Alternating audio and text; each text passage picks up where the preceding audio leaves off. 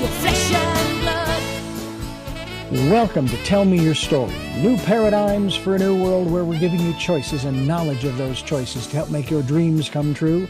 We are here 9 times a week, Sundays at 7 a.m. and 7 p.m., Monday mornings at 1 a.m., Wednesdays at 9 a.m., and Monday through Friday from 8 to 9 a.m., streaming live at all those times at richarddugan.com. We are on SoundCloud, iTunes, TuneIn Radio, Spotify, Stitcher, Player FM, as well as YouTube, where you can watch these conversations.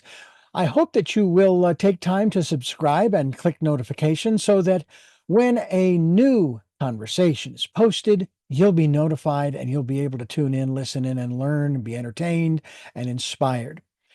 A reminder that Choices, which is my book, 5 Steps for Life, it's available on Amazon.com in paperback, hardcover, and Kindle with Audible, soon to be released.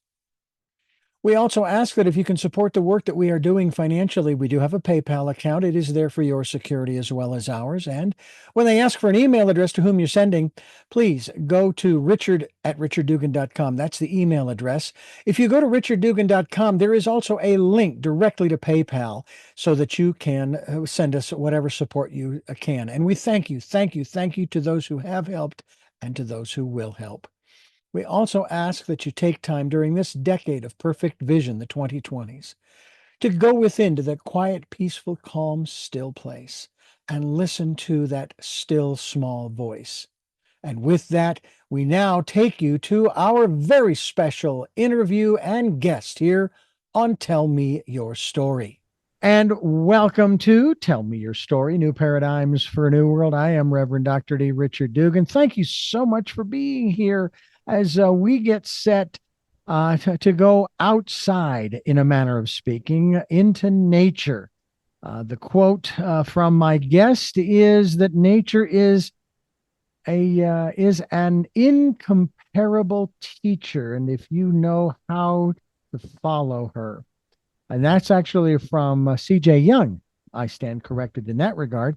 Well, I'll give you my quote, ladies and gentlemen, and then I'll introduce our very special guest. And my quote is, "Nature is our greatest teacher."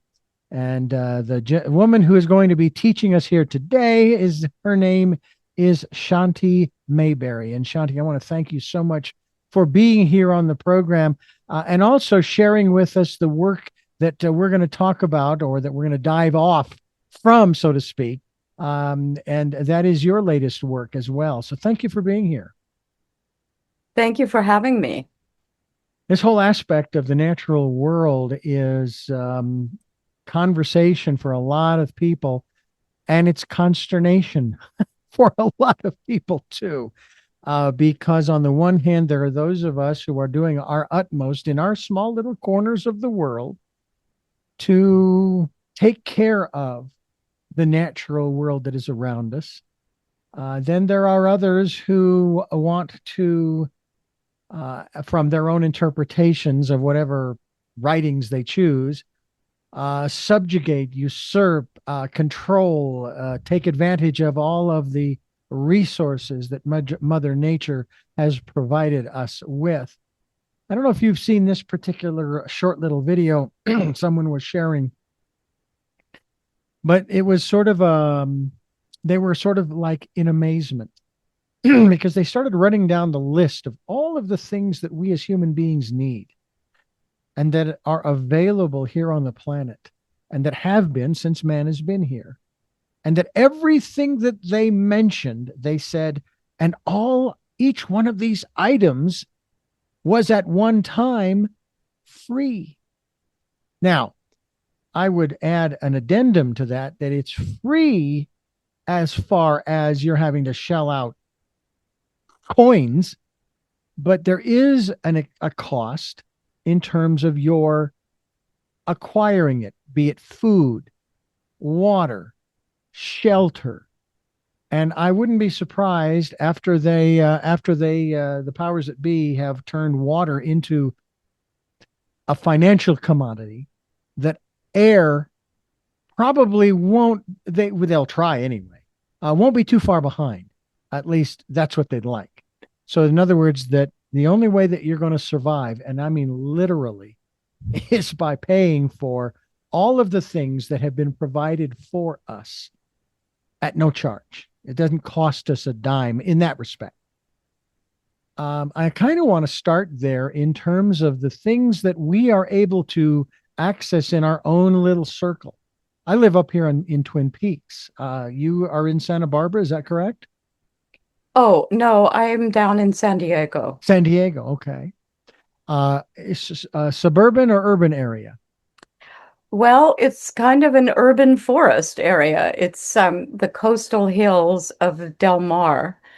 Um, so it is, we're surrounded by trees. We have a very rare pine tree that cannot be cut down. So we have lots and lots of Torrey pines everywhere. Hmm. And the area is called an urban forest.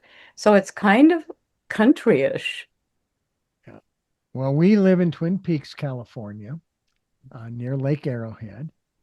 And it's fascinating to um, be aware of what is what's important. We have a tree, a pine tree, that is quite literally, it's just outside our front door. I mean, it couldn't get any closer to the house than it is. I mean, we're talking maybe inches. This house was built in 1979. So when it was built, that tree was probably a foot or foot and a half away from the house. But it is now, I don't know if it's 100 feet. So I'm not real good at those measurements. All I know is it drops these really long pine cones. Oh my goodness. You better not be under one of those. It'll knock you out, I think.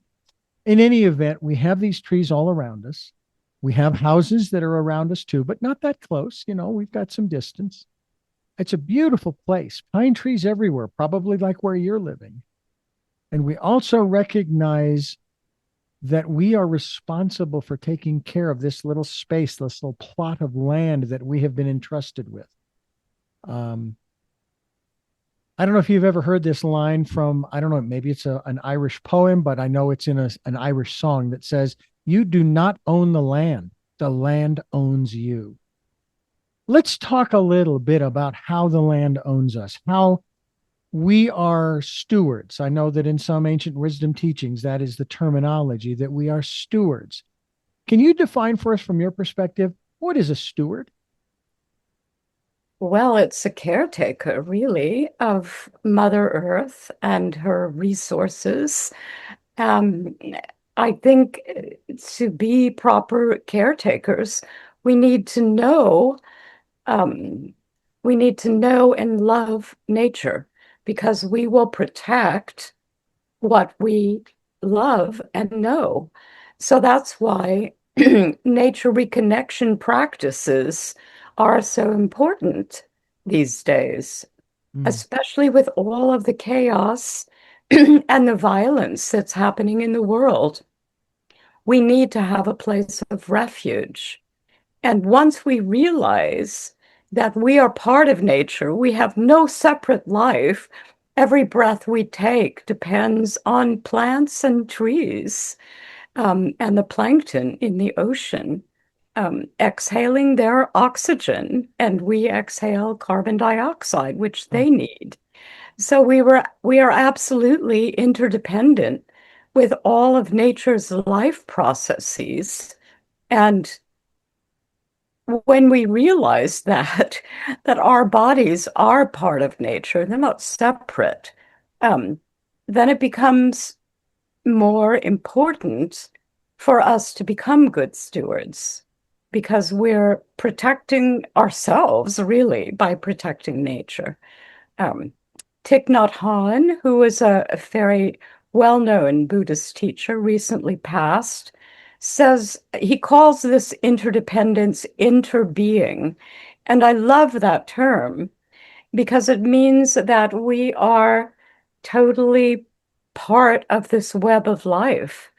And because we have a cultural mindset that is very much based on separation from nature, we have to make a conscious effort to reconnect because our cultural default is to just come back into our little human-centric world and our human-centric dramas and get obsessed with that. Whereas if we can go into nature and realize that we're part of her great web of life, we gain perspective on all of our little human dramas and on the chaos in the world. So I think it's really important that we know nature can be a sanctuary of healing and peace and joy and restoration of our energy and, in fact, our brain, which gets so fried because we are obsessed with virtual reality and spend too much time on the screens. I mean, we're doing that right now, but that's Yeah. okay. Yeah, unfortunately, in that respect. But at the same time, we're going to be able to, I hope, elucidate some points that you have made through a work that is available for folks, and that is a book that you have out, and it is entitled "Come Home to Nature." I had a very strange experience at the age of 19. I went to a place to take an aptitude test. I had not decided what I wanted to do. So I took the test, and when it was over, they evaluated it. I was, according to that test, supposed to be a farmer. Well, I have been of sorts. Now, my wife and I, when we moved to Santa Barbara, we got chickens, and we were in a very wide open space. We wanted to bring them with us up here to Twin Peaks, but we just didn't feel that it was appropriate in that respect. And then I, of course, found out if we had, they probably would have died within a few days because of the elevation. And I didn't know that, although I will tell you, I did get what they call elevation altitude sickness for about 4 or 5 days, a little dizzy, a little wobbly, and it went away as we acclimated to the elevation and the environment. But one of the things that I guess our intuitions did sort of kick in there, and that's the reason we didn't bring them with us, as our intuition said, no, you need to leave them behind. Let's talk a little bit about that in terms of your journey, and of course this new book that is available for those people who wish to get a copy of it. Come Home to Nature. By the way, the website, folks, is shantimayberry.com, ShantiMayberry.com. Tell us a little bit about your journey and that element within each one of us that is already telling us which ways to go, especially when it comes to the natural world. Well, I spent a great deal of my childhood outside, thankfully. I was raised in Southern California, and my mother had me outside a lot with her while she gardened. And that was my initiation into bonding with nature. And it really provided me with a sense of another home. And that became extremely important when I was a teenager and I was going through my own, you know, distress, which adolescents often do. And my family was in crisis. So it was really important for me to escape. And I was able to find a place in nature away from our house where I felt held, I felt mothered, I felt seen, I felt safe. And so I realized that nature could be this second home. And I wanted to know more about how to live in harmony with nature and to have that balance out our life in the world. So that became a quest that propelled me into my life's journey. I wanted to know how to live without so much suffering on this planet. What is the right way to live? And perhaps my most intense initiation into being part of nature was when I was in my early 20s. And I went with my partner at the time from English grad school in New York to Nantucket Island. And it was the early 70s. And so Nantucket was very, very undeveloped at that time. It's this little island off the coast of Massachusetts, and it's kind of the poor sister of Martha's Vineyard, which probably most people have heard about. And so we lived in this funky old cottage at the remote end of Nantucket with no neighbors, nothing, no one was around us. Now that area is completely built up, but then there was nobody there. And we spent the entire summer living on this remote part of the island, no phone, no newspapers, no TV, no radio, nothing. We were completely unplugged from the media that was available at that time. It was pre-digital. And we spent the whole summer riding bicycles. And I decided that I wanted to explore the ecosystems of Nantucket. I wanted to get out of my head from graduate school. I felt very fried from overthinking and um, talking literary ideas all the time. I wanted to have a real education in nature. And so I explored marshes and bogs and meadows, sand dunes, so many different ecosystems. And I would lay on the ground when I came to a new ecosystem that I had ridden my bicycle to. And I was able then to spot all these different wildflowers. I had tuned into the ecosystem, tuned into the land. And so I spent the summer gathering wildflowers, learning about the flora of Nantucket. And it was just the most incredible, blissful, out of this world summer I have ever had. Um, and that's a wonderful thing to do if you can have a vacation in nature where you are immersed and away from all of your devices. And you come back into the world of nature and out of the human world. It's incredibly transforming.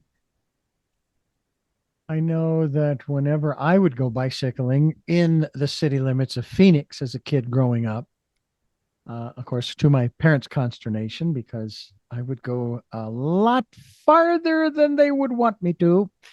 But nonetheless, there was something about it. Now, back then, yeah, there were buildings and residential and there was commercial and so forth, but there were also a lot of areas that were a little bit more natural, if you will. And I loved it. We had some parks in the center of town that you could bicycle through, and they had lots of trees and grass, and oh, it was just beautiful. And a huge pond. I think it had both swans and ducks in it, and it was just so nice to just bicycle through there. Or we'd bicycle up to one of these. It was called Squaw Peak when I was growing up, and we'd bicycle up there and then hike up to the top of that particular peak and look out at the valley and so forth. And it was just really nice. And then when I met my present wife, we would go to a place called North Mountain, and it was also a large preserve. But you had a main street running through it, but you could hike up into it, and we just loved it. Oh, it was just magnificent. The natural world has so much to offer, and we want to talk more about that as we continue talking with our very special guest who has a book called Come Home to Nature. makes me think of that John Denver song, Country Road, Take Me Home. And that's kind of what we're talking about. Shanti Mayberry is my guest. ShantiMayberry.com is the website that we will be linked to as we continue here on Tell Me Your Story. I am Reverend Dr. D. She is Shanti Mayberry. And again, the book entitled Come Home to Nature. That's the title of the work that we're sort of diving off of, so to speak. I'm wondering if within the context of the covers, but also maybe just in the context of this conversation that we're having, if we might talk about some of the, shall we call them practices? I know that we do this. For example, when we moved into our new home here in Twin Peaks, and we've done it since then, but we wanted to do it when we first got there, before we moved anything into the house. We wanted to go throughout the house and we wanted to smudge it and say some prayers and so on and so forth. And we wanted to do that. I would still like to do that on the outside of the house, around the small little swath that we have that the house sits on and then goes down the hill and so forth. We want to do the same kind of thing. Not as much for protection per se, as much as just an honoring of thank you for allowing us to occupy this space for the time that we will. Because again, my father passed away 3 years ago. He didn't take any of it with him, whatever it was. Okay. You don't get to take any of it with you. So it behooves us, I think, to do things like that, little rituals like that, to say thank you. Now, believe it or not, I've seen hunters. They are hunting for food for their family. Okay. And I've seen the level of respect that they show for the animal they have just killed. And they'll get to the animal, making sure, of course, that it has been properly dispatched, if you will. But they may say a few words over the animal. Thank you for providing for us so that we can continue on, that type of thing, the contribution. And there is that cyclical process.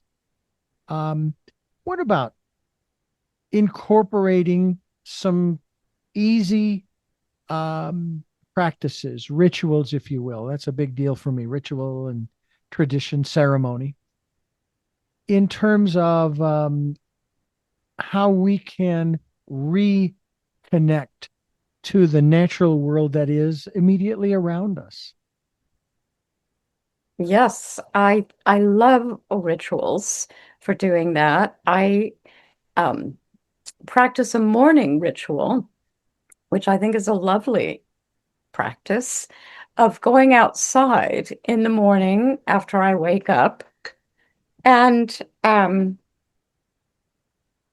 greeting the day, feeling the wind, sensing the air, the breeze, if there's any scents, fragrances, and just feeling the quality of the day, maybe doing some stretches, and then honoring all of the plants that sit on my garden deck that I am co-breathing with.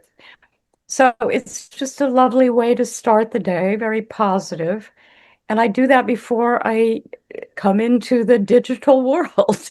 I think it's a good reminder that the digital world is just a subset of the biosphere. It's not the whole kit and caboodle.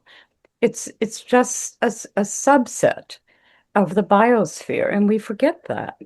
But on a dead planet, there will be no computers or iPhones. They are made with rare earth minerals, so we need to bear that in mind. And other rituals that are wonderful that I talk about in my book are seasonal rituals. And we usually practice some form of honoring the new season by having a little celebration. Maybe we do the foods of the season, or we have a little gathering and offer songs and do music. But you can create ways of celebrating the changes of seasons And there are 8 in the Celtic year. So there are the main summer solstice, winter solstice, and things like that, Hmm. and also the cross quarter holidays. So those rituals I think are really important for keeping in tune with how nature changes. And doing a ritual of reconnection by yourself or with a group actually attunes you internally to the changes that are happening externally, and it supports your growth through the year. Plus, it gives you a structure for your life that's ancient. It's what our indigenous um, ancestors always did. They honored the seasonal shifts Mm. uh, with merrymaking and fires and feasts and all sorts of games and so on. So I think, yeah, rituals are extremely important. And I would say that the one essential practice for all of us is to become acquainted with where we live. What is the ecosystem that you're part of? Hmm. We tend to think, oh, it's outside of us and so on, but no, we are very affected by our ecosystems.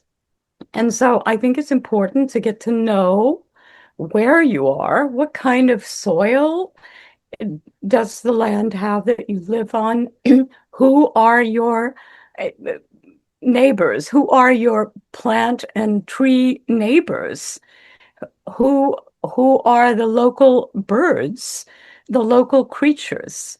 Let's get to know our neighbors. This is the larger family circle of which we're a part. And my particular ecosystem is Mediterranean. The soil is very sandy, alkaline. We don't get much rain, but we do get a lot of sun. Um, and indigenous people often will introduce themselves by saying where they're from in terms of the land. Hmm. So I would say I am from the land of yucca and sage and toyon and Torrey pines and rattlesnakes and possums and so on. So instead of saying, oh, yeah, I'm from Southern California, if I were introducing myself as the ecosystem, I would say, I would talk about the details of where I live. So that I feel is very important because where you live is not just your address or the name of your town. It's actually the real ecosystem that supports your life. So it's a very good practice to get to know where you are. And Hmm. it'll make you feel more at home, actually. You'll feel like you belong to this larger family circle. And it's just a great feeling of joy and connection. Well, I know that one of the reasons I was overjoyed at moving to Santa Barbara almost 20 years ago, well, actually, it's now just over 20 years ago, was because I wanted to move by the ocean. Now, it wasn't Santa Barbara that I wanted to move to. It was just I wanted to be by the ocean. And the Pacific coast was just the easiest. It was closer to Phoenix than the West Coast or the East Coast. Um, and then we moved up into the mountains, overlooking Los Angeles and San Bernardino and so forth.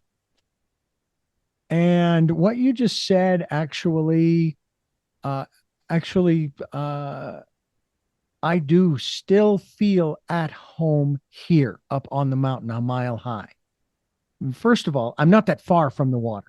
All right. Hour and a half drive. So what? Big deal. I mean, it's pretty good considering if I was still in Phoenix, it would be A, hot, and B, 5 or 6 or 7 hours to drive to get to the water. Um, and I'm thinking that we sort of change as we grow in this world. as much as I would love to have lived literally right by the water, I mean, that was what I looked for when we were first looking back in 2006.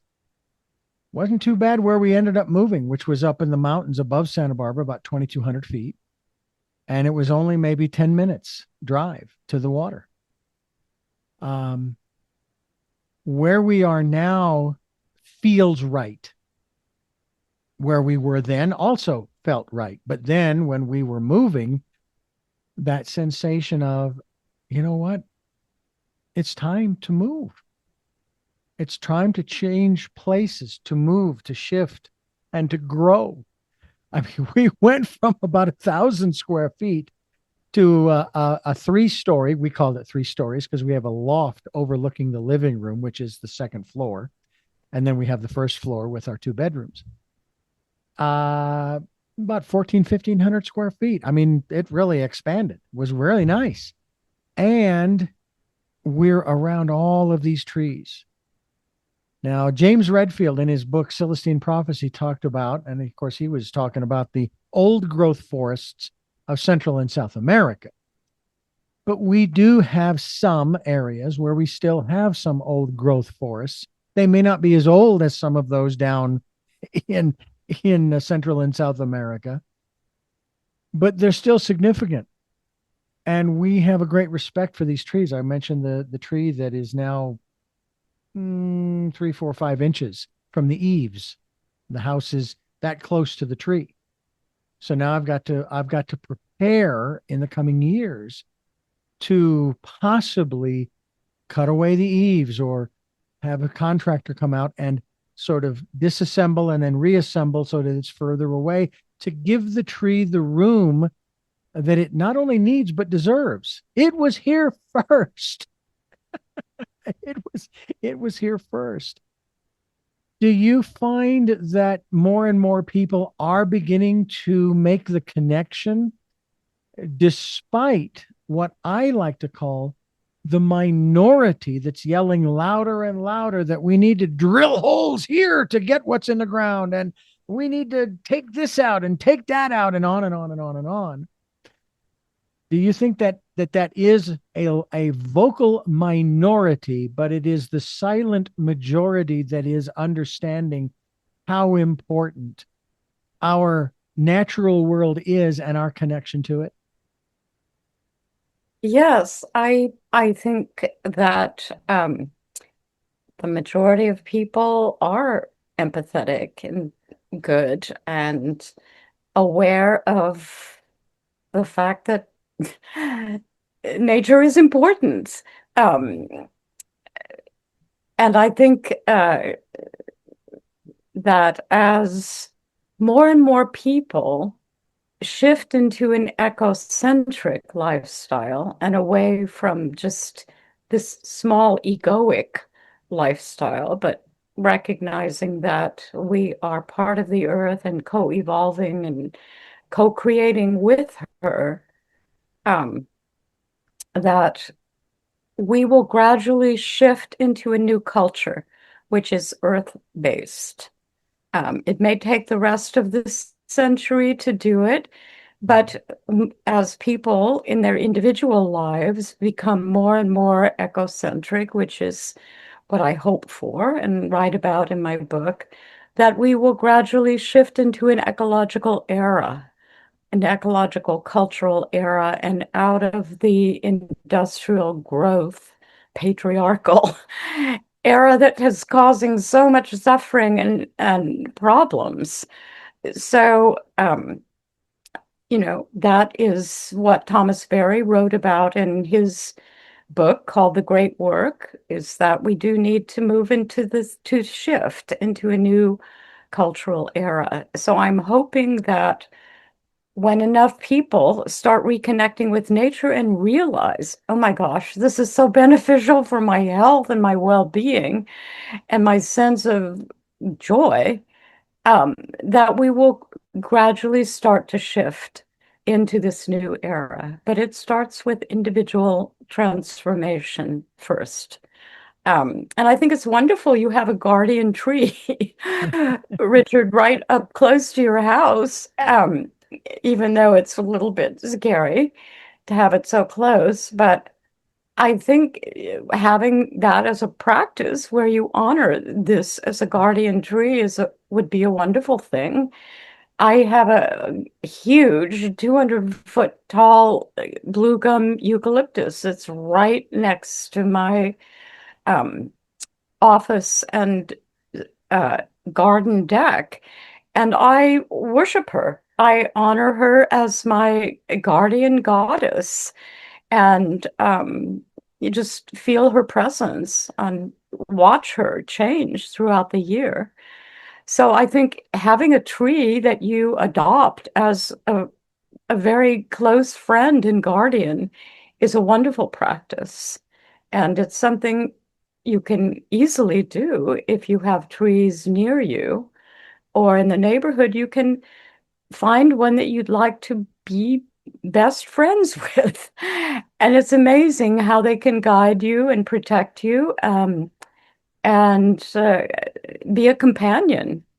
So that's also a very, very easy practice to commune with trees as our wise elders. They were always considered the wise elder teachers by indigenous peoples, and still are.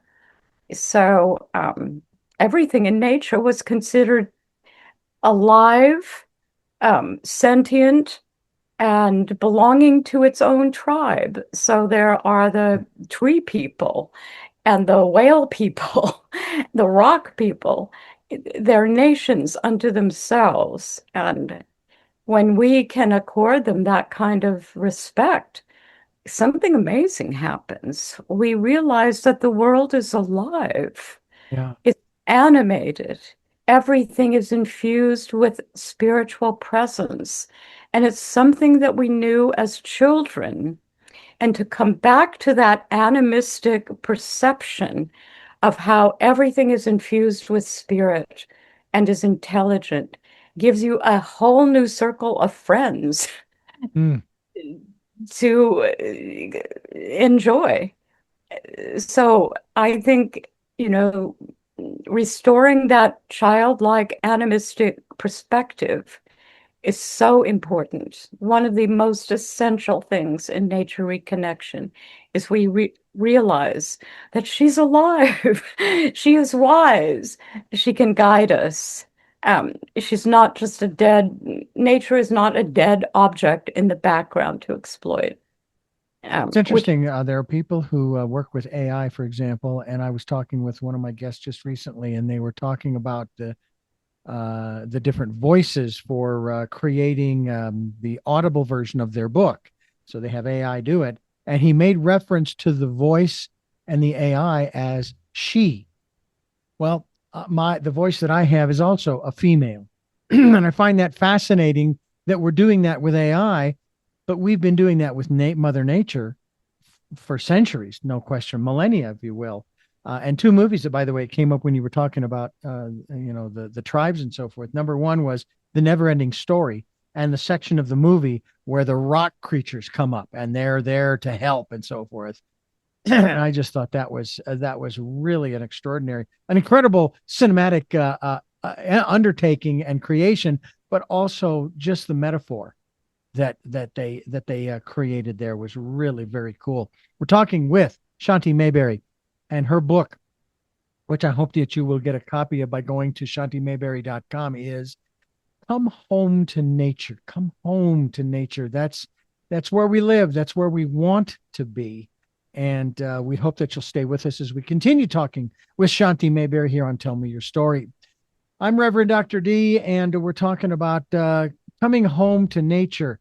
It has a lot of different meanings that having to do with being deeply aware of and connected to the wisdom and the healing power of Mother Earth and our own bodies.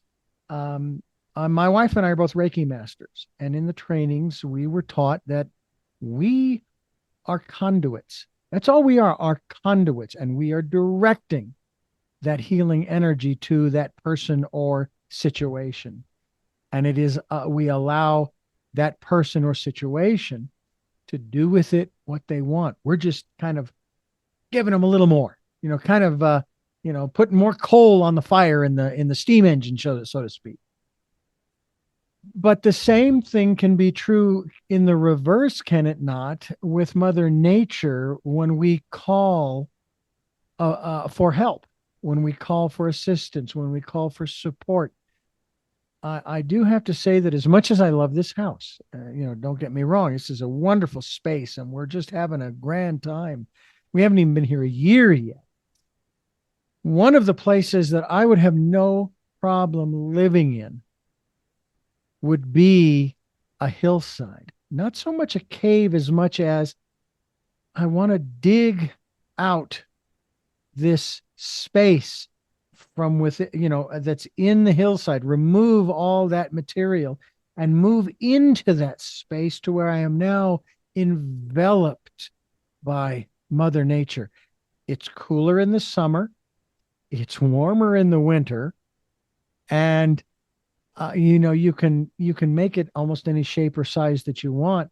I love a lot of these videos that I see online of these individuals who they do that, only they actually go a step further and they'll dig out a space in the hill, and then they'll take a lot of that dirt and turn it into mud and make walls that come out from the hillside. And then they'll take indigenous woods and they'll make window frames and doors and the framing on the inside so that they don't have a collapse from the earth, and so on and so forth. And it's like, and then they even put in a fireplace, which is so cool. What about that aspect of, I'm not going to tear this house down and dig a hole into the side of the hill that the house is built on, as palatable as that really sounds. But at the same time, it just seems as though we kind of need to create a space that allows us to sort of surround ourselves even more so with Mother Nature, with the earth, with our home. Yes, I think that is an important practice, and I have a section in my book where I suggest the possibility of making little nature sanctuaries in your house. You can do it inside.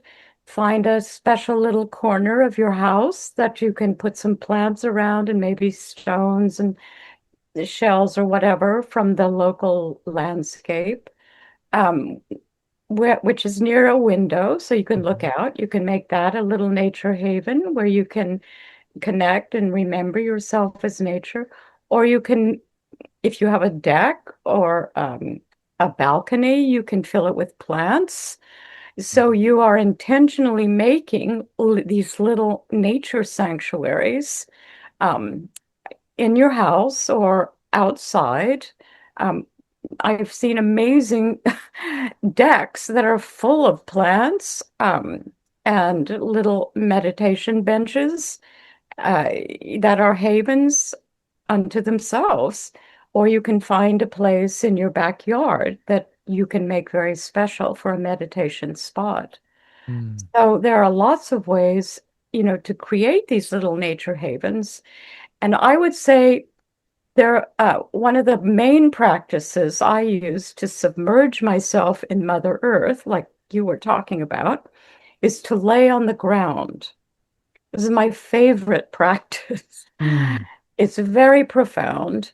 You let yourself breathe very deeply, and you can do this inside, but if you have a place outside where you feel safe and secure, you can do it outside.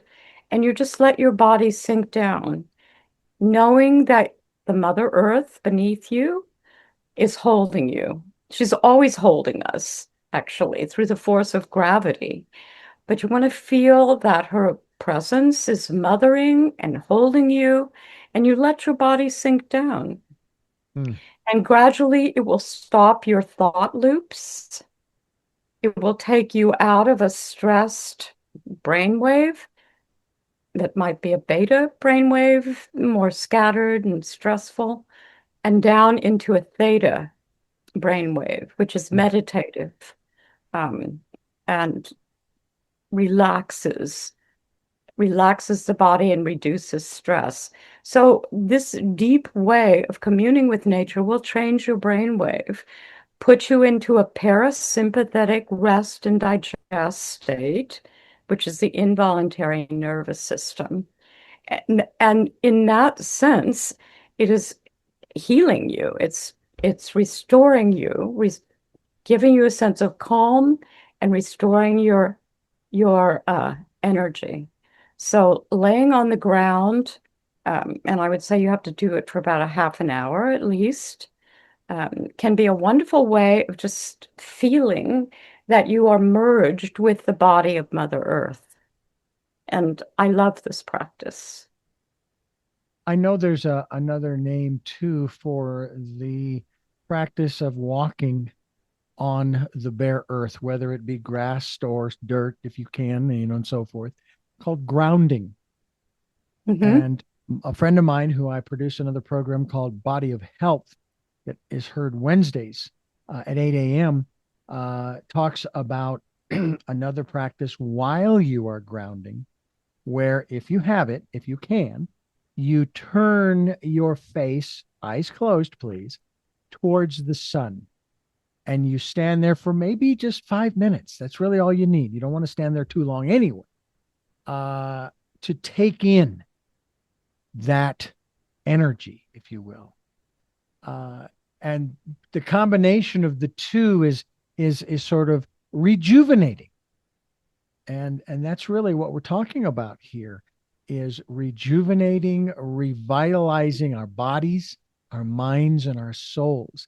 We're talking with Shanti Mayberry here on Tell Me Your Story. I'm Reverend Dr. D, and we are here talking about coming home to nature. And we are so much encouraging you to do so. I'm curious as to the book. And now let's talk a little bit about the book itself.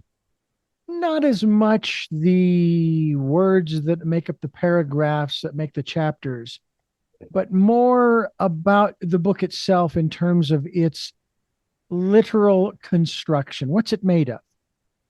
I know that sounds weird, but with our conversation, I would venture it's not quite what you might think. Well, this is the book cover. I Mm-hmm. don't know, it might be coming up backwards, but yeah, Come Home to Nature is the name of the book. It's available now for pre-order on Amazon. Mm-hmm. And the subtitle is Practices to Reunite with Mother Earth for Healing, Joy, Guidance, Love, and Awakening. And it's about 240 pages. The chapters are full of stories, Mm-hmm. some wilderness adventures, lots of practices, um, testaments from clients. I've had maybe over the years 3,000 students and clients that I've taught nature-oriented practices to, and um, it's been a joy to see their lives transformed as they reconnect to nature and realize they have this greater source of energy and love because Mm-hmm. nature is loving us. Um, so that's been a great joy. And the chapters are one is about befriending the body, befriending the earth body, because we forget that our bodies are part of nature. So there is a chapter devoted to how to work with your body, honor your body, um, use natural remedies to help with different um, ailments that you might have. There's a chapter on flowers. We would not exist as human beings without flowering plants. They are our co-evolutionary elders, and because of them, we are here. So flowering plants are really important. There's a chapter on trees, um, There's another chapter on eco art, how nature inspires our creativity.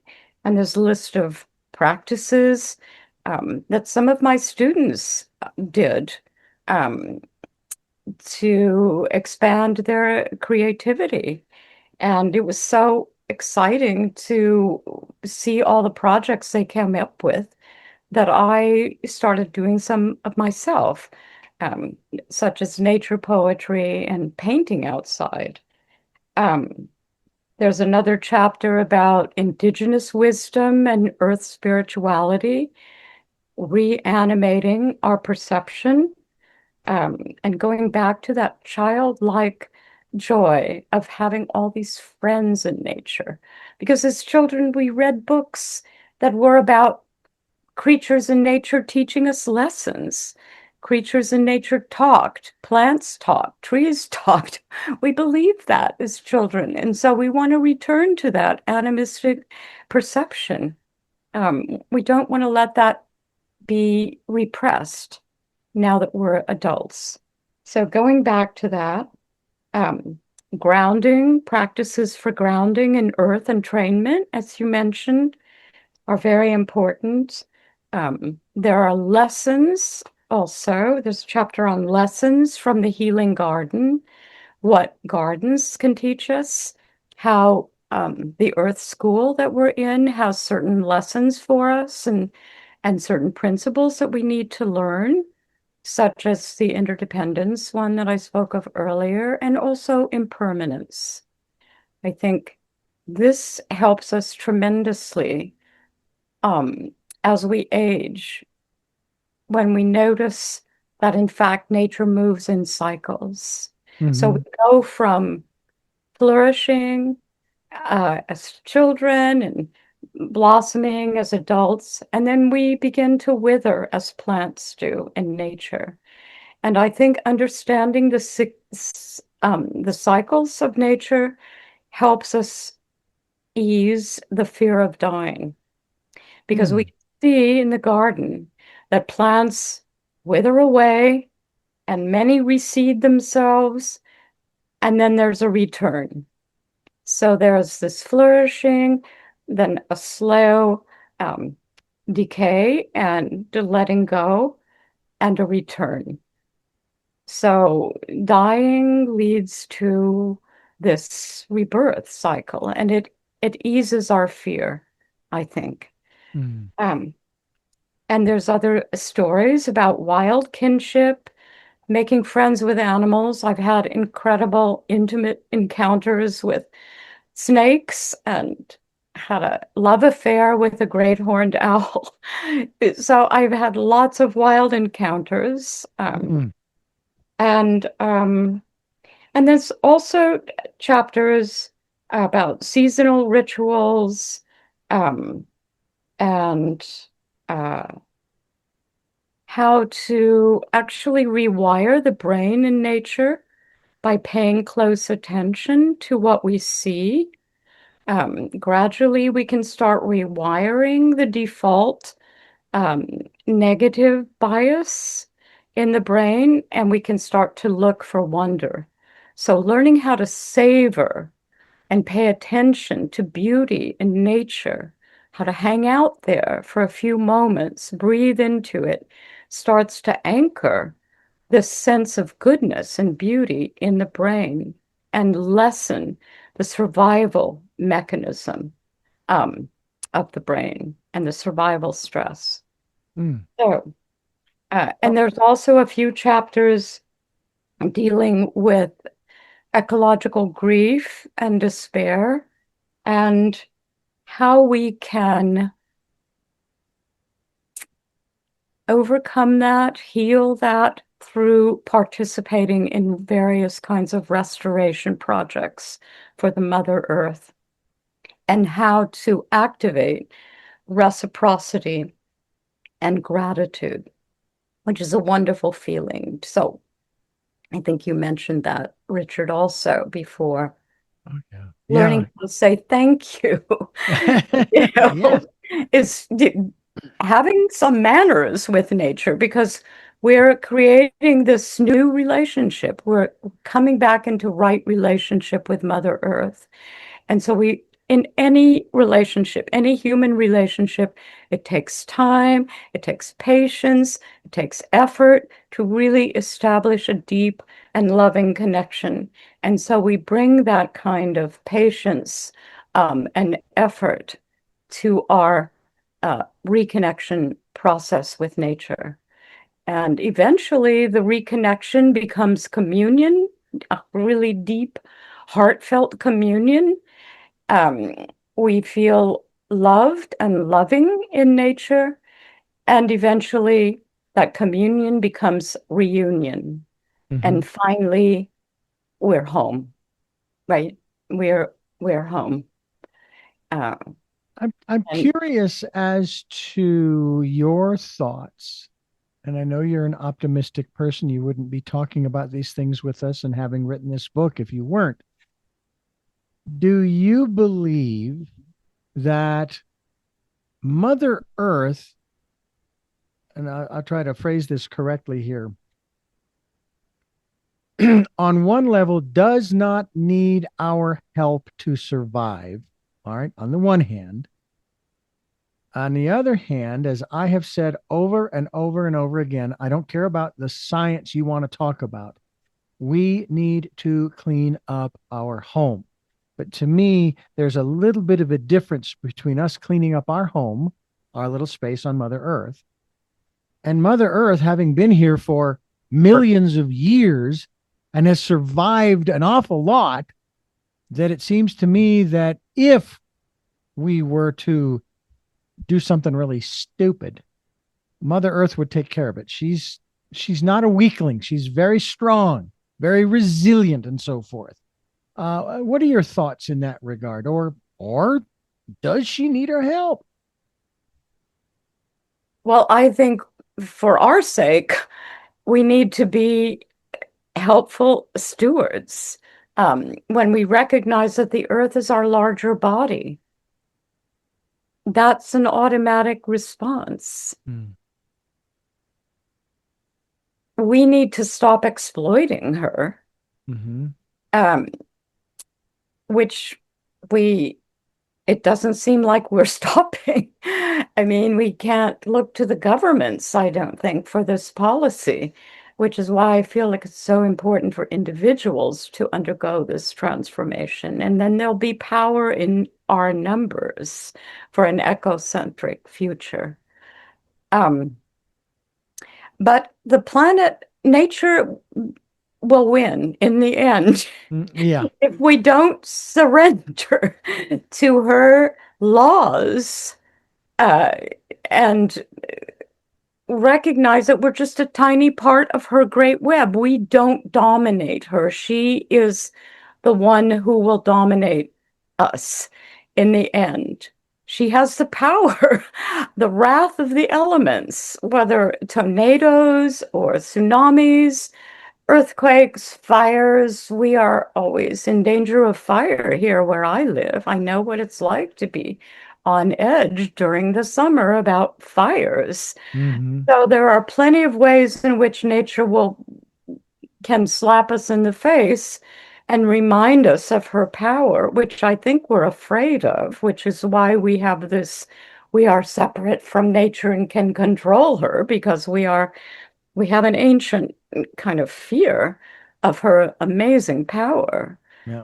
But she will survive. The planet will survive. We may not.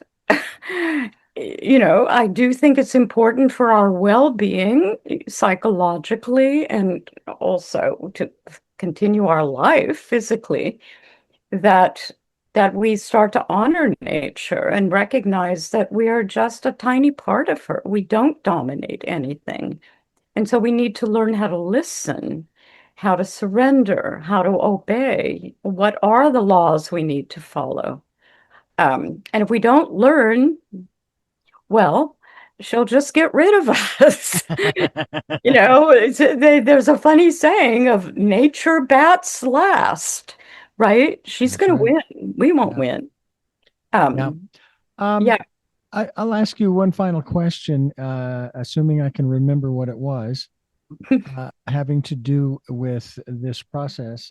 And maybe it wasn't so much a question as I would put it to those who think that we can subdue her. I would put it to them saying, okay, all right, tell you what, if you can find a solution to the destructive nature of tornadoes, hurricanes, and most especially volcanoes, then I'll listen to you. But I already know you can't. Okay.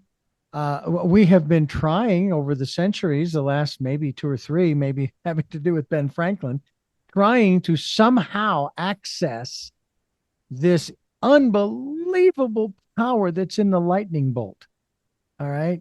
Would that not be incredible? Wow. To be able to harness the electricity, the power to generate the energy that we need to power our cities and towns and so forth.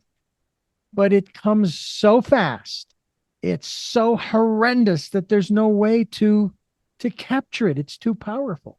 So just keep that in mind.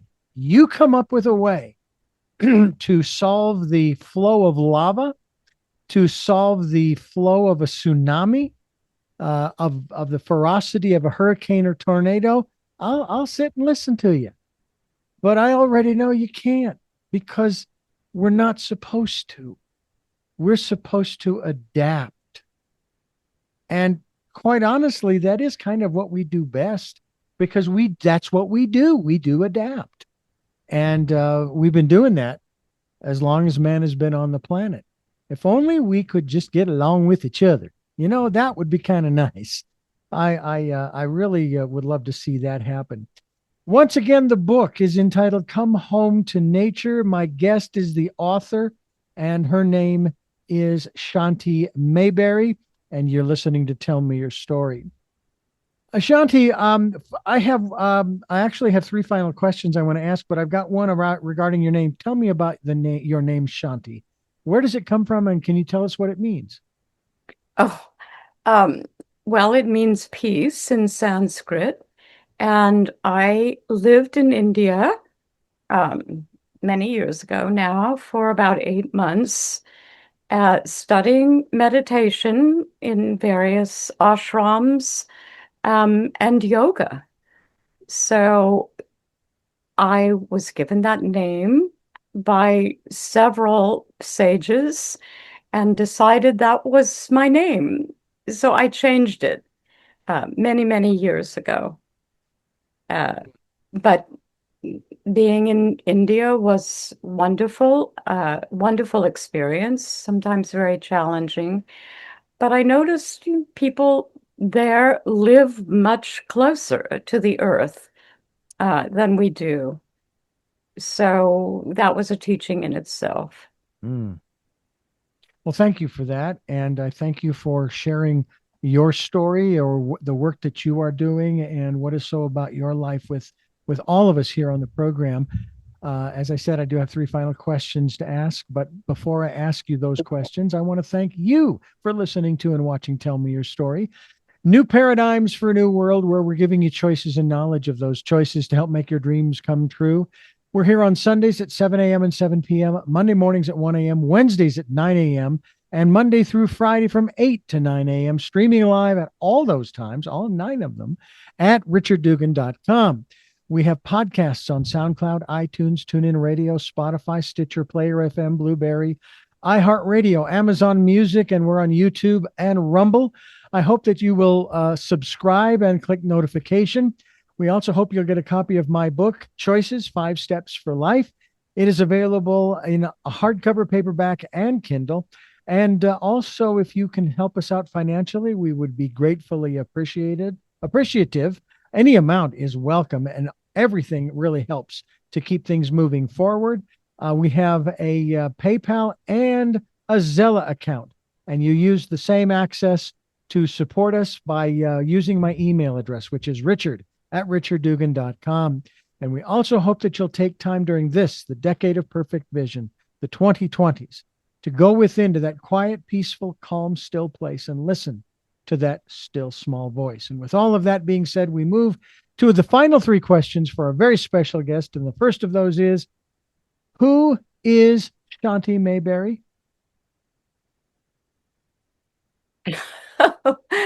What what a question. Uh, in essence, I am consciousness. Um, I am the consciousness of nature. I am part of Gaia in essence. Um, on the relative personal level, um, I'm an elder, I'm a gardener, a painter, a counselor, and a somatic nature therapist and ecopsychologist. And I live with my extended family in an old bohemian house on the edge of a wildlife preserve. So I'm outside a lot of the time here in Southern California. And I also really enjoy having lots of flowers around, um, which is why I had to write a chapter about communing with flowers. I think they're just wonderful companions for us. And so I am an avid flower lover. I'm surrounded right now by vincas and impatiens and gardenias, um, geraniums, so many orchids, so many different kinds of flowers. So that's a huge component of my life. And yeah, I am semi-retired and really enjoying this last phase of life um, by spending so much time in nature. So I highly recommend that as we age, especially. It's very important. What gets you up in the morning? Oh, these are tricky little questions. What gets me up in the morning? Well, usually the sun. I try to get up with the sun, and I am always pleased, as I said before, to go outside in the morning and look at all my plants and greet them and greet the day. Uh, I feel like every single day offers its own surprises. And so I remain open and aware of what that might be. Every day has a different kind of magic to offer us, but we just have to be aware Mm, and pay attention. absolutely. And finally, what was your best day? My best day in my entire whole life. How could I? Oh my goodness. Ugh.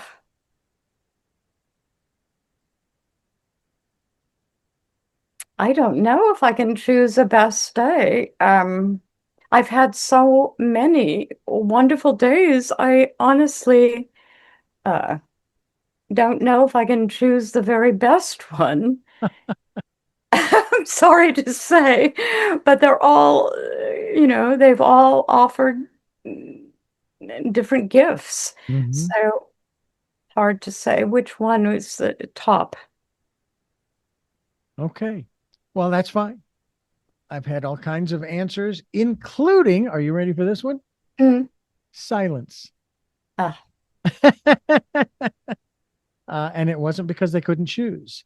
But everybody has a different answer, and that's why we ask the questions. And I thank you once again for joining us here on the program. And I thank you for listening to and watching Tell Me Your Story. And until our next broadcast, podcast, video cast, love to love. Jeanette, I'm still listening. Dad, continue to be happy because I am. Smokey, I will see you on the other side. Mike, thanks for being in my life and letting me be in yours. To my brother, Michael, welcome to fatherhood, my friend. And to my dear friend Zorro, aho, aho.